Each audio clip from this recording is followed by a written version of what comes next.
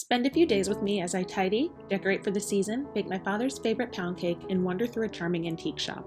A little November homemaking at its finest.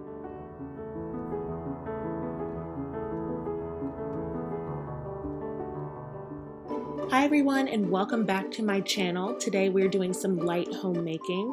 November always draws me back to home, and there's something about the hush of the cooler days that make me want to tend to every single corner to make things clean, soft, and comforting again at this time of year.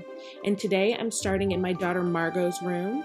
Her bed linens came off first, and to me nothing feels quite as good as fresh sheets, especially for kids after a long school day. But my main objective in her room today was to go through her drawers one by one and pull out everything that she's outgrown.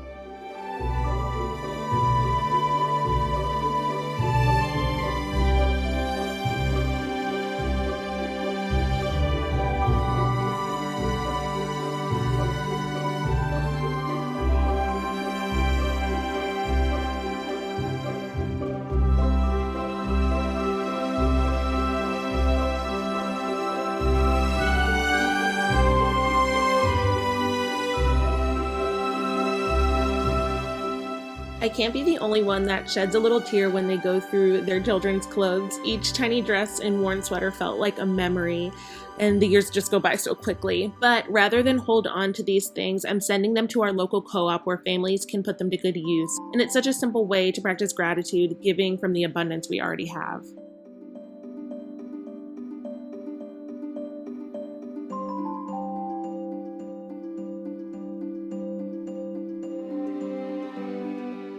Even the smallest things, broken bows, baby headbands, crib bumpers, had their season. And when that season passes, it's freeing to let them go. It is November after all. Like I said, it's a time for gratitude and just release.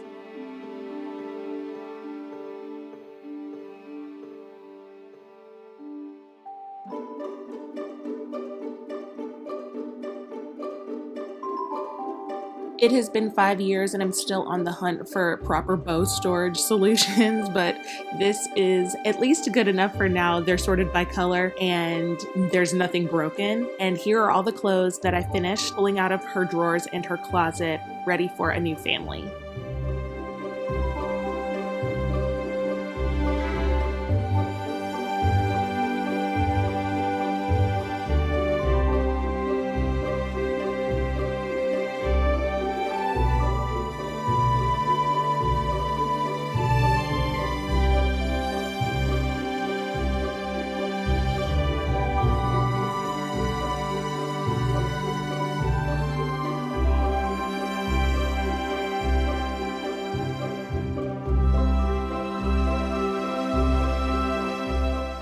Once her room was reoriented and felt refreshed, I brought in her little Christmas tree, one of my favorite simple joys. A small tip if you like to do the same, buy your Christmas trees after Christmas when they're deeply discounted. I did this a few years ago and bought 3 trees for almost nothing. You'll have to wait a year until you can enjoy them, but it's well worth it. We usually put a larger tree in the kids' playroom for their homemade ornaments and keep the ornaments in their bedroom, the pretty ones that we collect each year for them. But this year I decided to simplify. Each child has their own tree in their room, decorated with a mix of art and the nicer ornaments. And they love coming home to find their trees already glowing, and it's become such a sweet little tradition. Sebastian's cute tree is ultra traditional but still full of charm with his favorite little things, and it's just a reminder that joy doesn't have to be extravagant to be memorable.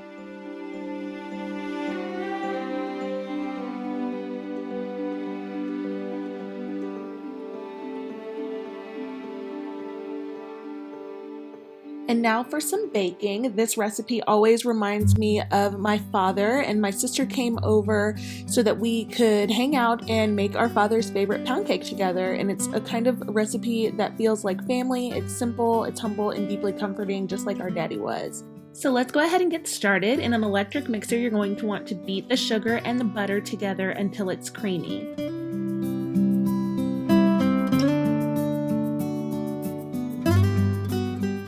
Next, you will add in your lemon extract. I'm not someone who loves a lot of lemon flavor in my desserts, so if you are doing this recipe, reduce the 2 tablespoons that I used down to 2 teaspoons and you will be just fine. Then you're going to add in your eggs, and this is where it gets funny, and here's a bit of real life. I accidentally dropped my eggshell in the mixer, and in a moment of panic, I turned the mixer up higher before slowing it down.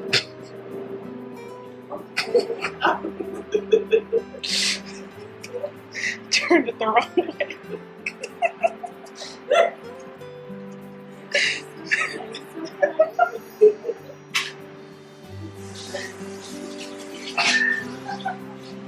I don't even know what to do.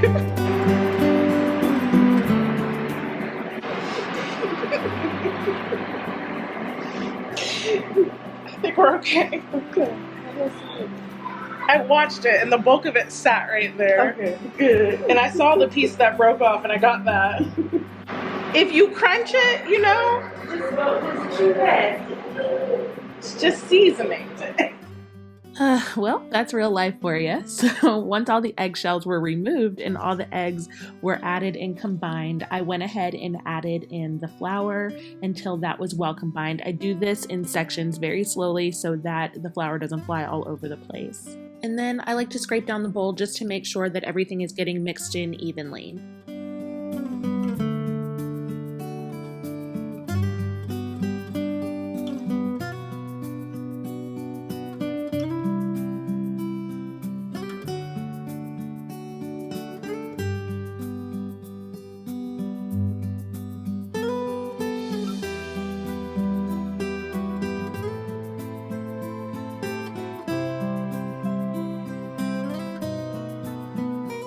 Now for the last ingredient, add in your 7-Up and mix for 1 minute. This recipe is super simple, very easy, like I said, and it is delicious.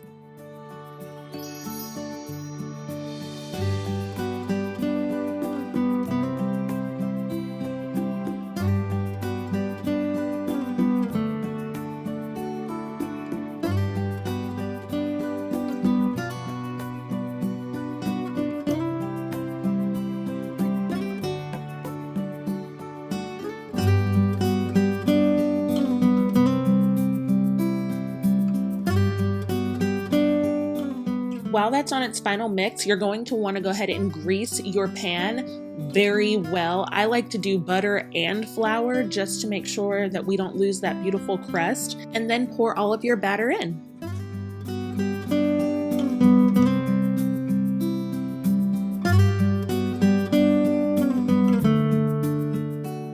And lastly, you're going to pop that into the oven at 325 degrees Fahrenheit and bake for an hour or up to an hour and 20 minutes. An hour is usually just fine for us. And here she is. I did not get a clip of it turned out on a cake stand, but as you can see, it is golden, fragrant, bittersweet in memory, but delicious on our plates. So I hope you enjoy it. To close the week, I wandered through one of my favorite antique stores. I'll show you what I bought at the end. But I always find that these places slow me down and they remind me that not everything of value has to be new. This is stunning. I want a secretary so bad, but I don't have space for it. Well, I guess I could put one in my bedroom. But I love that.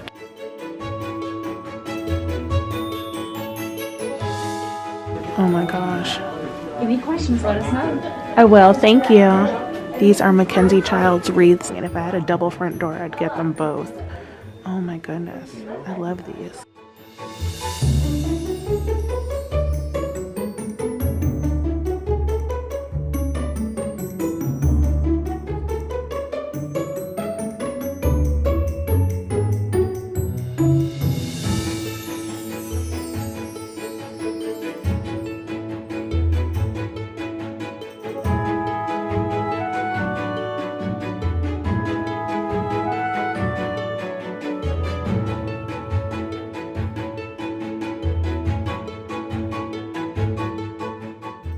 We're back home and I showed major restraint. I only came home with a couple things. The first are these two centerpieces. They're Georgian inspired like tree cones. They're gorgeous. I'm not going to use them as centerpieces, but just put them on either side of my buffet like so. And I think they're so beautiful and so timeless, and I'll use them for years to come. And then I also picked up this Williamsburg style chandelier, and I hope to have it hung in the next couple days. I'm so excited about this chandelier.